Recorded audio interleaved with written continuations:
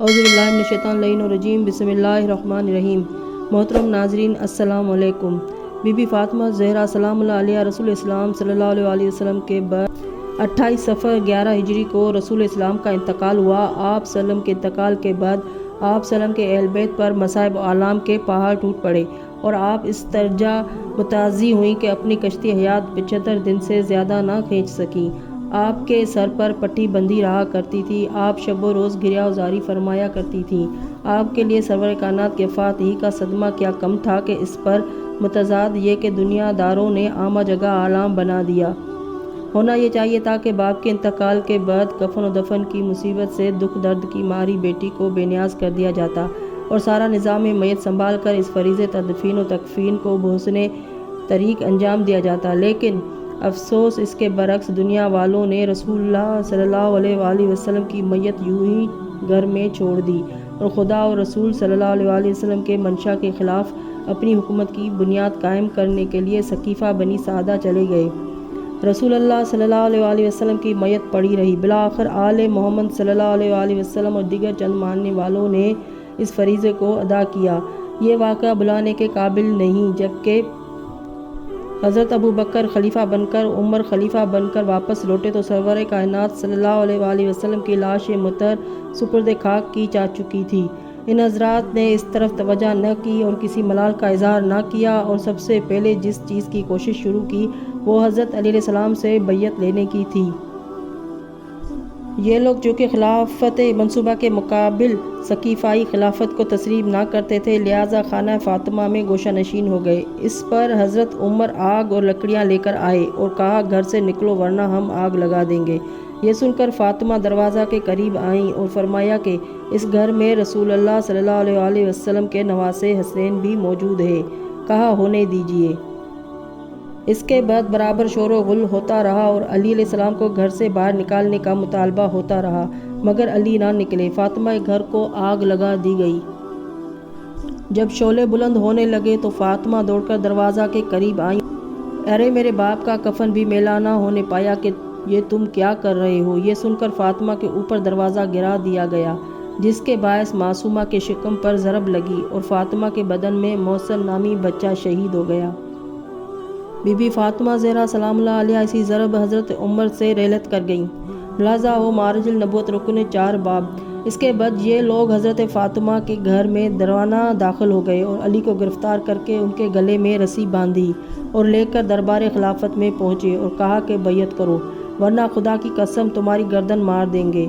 حضرت علی علیہ السلام نے کہا کہ تم کیا کر رہے ہو اور کس قاعدہ اور کس بنیاد پر مجھ سے بیعت لے رہے ہو؟ یہ کبھی نہیں ہو سکتا۔ بعض مورخین کا بیان ہے کہ ان لوگوں نے خانہ سیدہ میں گھس کر دھما چوکڑی مچا دی۔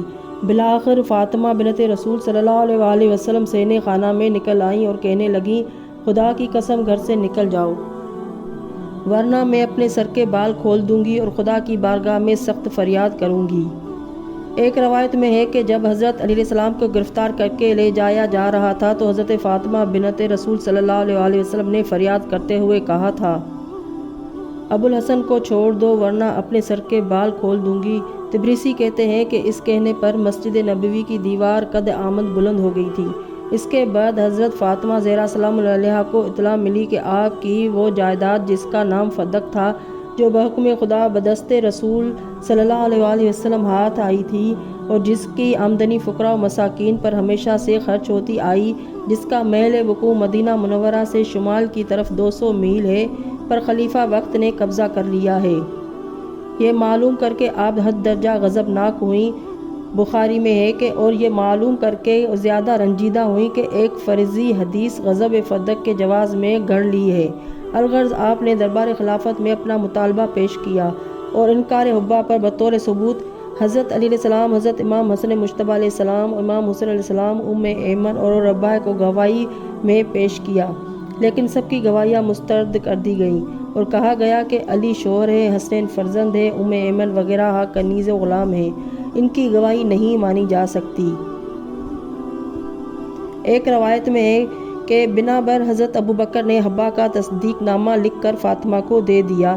وہ لے کر جانے ہی والی تھی کہ ناگہاں حضرت عمر آ گئے۔ پوچھا کیا ہے؟ کا تصدیق حب نامہ ہے۔ آپ نے وہ خط ہاتھ سے لے کر چاک کر ڈالا اور بروایت زمین پر پھینک کر اس پر تھوک دیا اور پاؤں سے رگڑ ڈالا اور مقدمہ خارج کرا دیا۔ اسی سلسلے میں آپ کا خطبہ لمحہ خاص اہمیت حاصل رکھتا ہے۔ اس کے تھوڑے دن بعد حضرت ابوبکر عمر امیر المومنین حضرت علی علیہ السلام کی خدمت میں حاضر ہوئے اور عرض کی کہ ہم نے فاطمہ کو ناراض کیا ہے، ہمارے ساتھ چلیے، ہم ان سے معافی مانگ لیں۔ حضرت علی علیہ السلام ان کو ہمراہ لے کر آئے اور فرمایا، فاطمہ یہ دونوں پہلے بھی آئے تھے اور تم نے انہیں اپنے مکان میں گھسنے نہیں دیا، اب مجھے لے کر آئے ہیں، اجازت دو کہ داخل ہو جائیں۔ حکم علی سے اجازت تو دے دی، لیکن جب یہ داخل خانہ ہوئے تو فاطمہ زہرا نے دیوار کی طرف منہ پھیر لیا اور سلام کا جواب تک نہ دیا اور فرمایا، خدا کی قسم تا زندگی نماز کے بعد تم دونوں پر بد دعا کرتی رہوں گی۔ غرض کہ فاطمہ زہرا سلام اللہ علیہا نے معاف نہ کیا اور یہ لوگ مایوس واپس گئے۔ امام بخاری کہتے ہیں کہ فاطمہ نے تا حیات ان لوگوں سے کلام نہیں کیا اور غضبناک ہی دنیا سے رحلت کر گئیں۔ ہم بحوالِ علامہ شہر سستانی علامہ معین کاشفی تحریر کر آئے ہیں کہ حضرت عمر نے سیدۃ النساء العالمین حضرت فاطمہ زہرا سلام اللہ علیہا پر دروازہ گرا دیا تھا اور شکم مبارک پر ضرب لگائی تھی، جس کی وجہ سے استقاد حمل ہوا اور اسی سبب سے آپ علیل ہوئیں اور بالآخر وفات پا گئیں۔ اب آپ کی خدمت میں ڈپٹی نذیر احمد کی تحریر کا اقتباس پیش کرتی ہوں۔ وہ لکھتے ہیں، جو شخص وفات رسول صلی اللہ علیہ وآلہ وسلم سے سب سے زیادہ متضی ہوا وہ فاطمہ زہرا تھیں۔ والدہ پہلے انتقال کر چکی تھیں، اب ماں اور باپ دونوں کی جگہ پیغمبر صاحب ہی تھے، اور باپ بھی کیسے دین و دنیا کے بادشاہ۔ ایسے باپ کا سایہ سر سے اٹھنا، اس پر حضرت علی علیہ السلام کا خلافت سے محروم رہنا، ترکہ پدری فدق کا دعویٰ کرنا اور مقدمہ ہار جانا، انہی رنجوں میں گھل گھل کر انتقال فرما گئیں۔ آپ اس قدر روئیں کہ اہل محلہ متعزی ہونے لگے۔ بالآخر حضرت علی علیہ السلام نے آپ کے رونے کے لیے مدینہ سے باہر بیت الاحزان بنوا دیا۔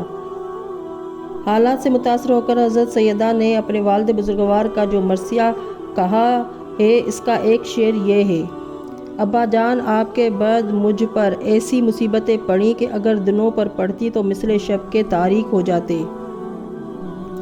بی بی فاطمہ زہرا سلام اللہ علیہا نے اسماء بنت امیس سے فرمایا کہ اے اسماء، مجھے مسلمانوں کی عورتوں کی میت کے لے جانے کا طریقہ پسند نہیں ہے، یہ تختے پر لٹا کر کپڑا ڈال کر لے جاتے ہیں۔ اسماء نے کہا، میں حبشہ میں بہت اچھا تابوت دے کر آئی ہوں۔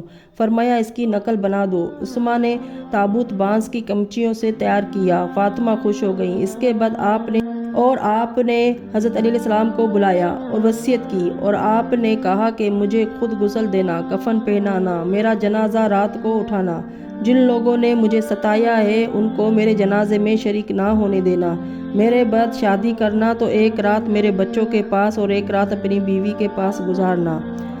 شمس العلماء مسٹر نذیر احمد دہلوی لکھتے ہیں کہ فاطمہ نے ابوبکر وغیرہ سے بات چیت کرنا چھوڑ دی، مرتے وقت وصیت کی کہ مجھے رات کے وقت دفن کرنا اور یہ لوگ میرے جنازے پر نہ آنے پائیں۔ علامہ عبدالبر لکھتے ہیں کہ فاطمہ کی یہ وصیت تھی کہ عائشہ بھی شریک جنازہ نہ ہونے پائیں۔